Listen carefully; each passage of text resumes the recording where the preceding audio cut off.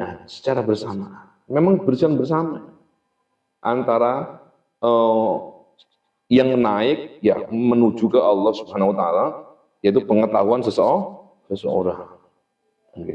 Jadi seperti gambaran begini. Pengetahuan kita tentang surga, pengetahuan kita tentang bermacam-macam pintu surga, pengetahuan kita tentang bahwa manusia nanti akan bersua dengan Rabb-nya, itu kan ilmu yang melekat pada kita, pada diri kita. Nah, berarti sekarang ini ilmu diri kita ini, yang di dalamnya ada ilmu itu, dia sedang berjalan menuju mana? Ya mau ke ya kaumi, menuju tempat yang dituju olehnya. Apa itu? Ya kampungnya dia itu nanti. Akhirat itu. Dia sedang berjalan sekarang. Melewati stase-stase, melewati terminal-terminal. Dia berjalan. Dan ini belum finish, masih tahap berapa. Ketika kemudian dia berjalan di dunia ini, pengetahuan. Jadi seperti dia akan menuju kepada apa yang dia ketahui ke depan. Karena yang bisa menjangkau masa depan, saufa ta'lamun, masa depan yang akan kita ketahui nanti itu ya, itu hanya wahyu, hanya Al-Quran, dan hanya hadis-hadis Nabi. Sehingga pengetahuan kita udah berangkat lebih dulu sebenarnya ke sana. Cuma dia belum sampai. Kenapa? Butuh kendaraan. Butuh driver dia, butuh pembantu, butuh pelayan. Disitulah kemudian driver, pembantu, pelayan, kendaraan itu ada di dunia ini. Itu sedang berjalan menuju ke sana. Nah, berarti jelas dan tidak jelasnya tujuan orang hidup dan berjalan di muka bumi ini tergantung pengetahuannya. Mau kemana dia pergi? Kalau tujuannya nggak jelas kan linglung akhirnya. Orang hidup nggak punya tujuan jelas, itu kan linglung. Mbak Kong itu tadi berangkat dari rumah ke sini itu apa? Ada tujuan jelas nggak Mbak? Ada jelas. Sehingga jalannya sampai tahu harus kemana ini. Gitu? Ya. Akan sesuatu yang dituju. Seandainya tidak ada tujuan yang jelas dan tidak ada pengetahuan yang jelas, ya, niscaya hari ini nggak tahu kemana nih. Contoh seperti itu, orang hidup pun juga begitu. Kalau dia tidak punya tujuan, di mana tujuan ini berdasar pada pengetahuan seseorang, ya dia akan hidup tidak berjalan sebagai tujuan utamanya tadi. Itu akhirnya, jadi kutub itu kalau bahasa ini.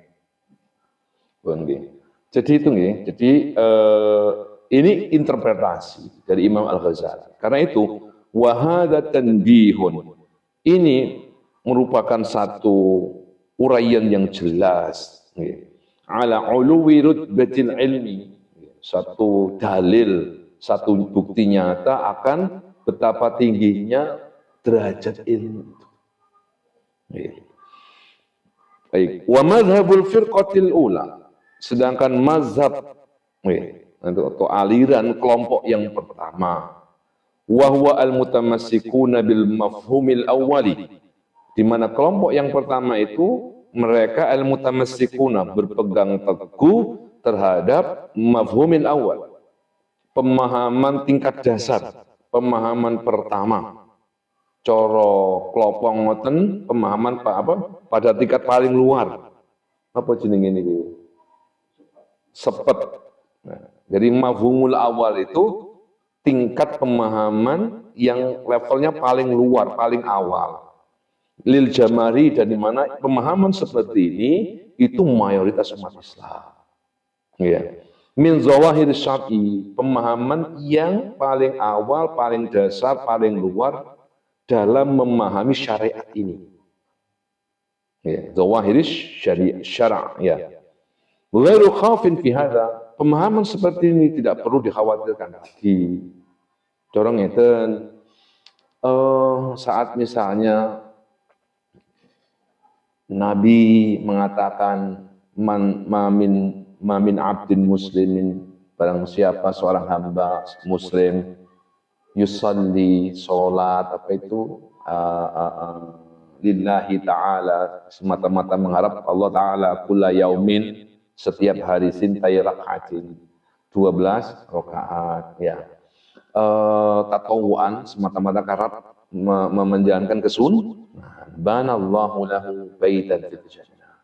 Maka Allah akan membangunkan rumah baginya di surga. Rawahu Muslim.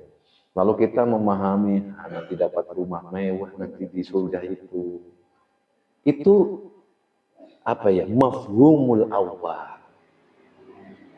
Ya, jadi penangkapan pada fase awal dalam memahami syariat. Jangan itu dianggap sebagai puncak pemahaman awal. Itu contoh dasar saja, ya. Nah, hal seperti ini tidak perlu dikhawatirkan. Memang begitu pada fase-fase awal, memang begitu. Dilalatu syar'i ala raddin najati bil ilmi wal amali, sebab ya dalil-dalil syariat itu, dalil syariat yang menjelaskan hubungan erat antara ilmu dan amal. Ya, antara ilmu dan amal la yumkinu an tuhsa, tidak mungkin bisa kita batasi, dalam arti banyak sekali dalilnya. Ya. Wasufiyatu, dengan ulama tasawuf, wal falasifatu, para filsuf, walladzina amanu billahi wal yaumil akhir, dan orang-orang yang beriman kepada Allah dan hari akhir, alal jumlati, secara keseluruhan. Wa ini ikhtalafu, kendati pun mereka itu berbeda pendapat atau pandangan fil kaifiyat, terkait dengan kaifiatnya. Kulhum, mereka itu semua muttafiquna, sepakat ala anna sa'adata, bahwa sesungguhnya kebahagiaan itu fil ilmi wal ibadah, ada dan terletak pada ilmu dan ibadah.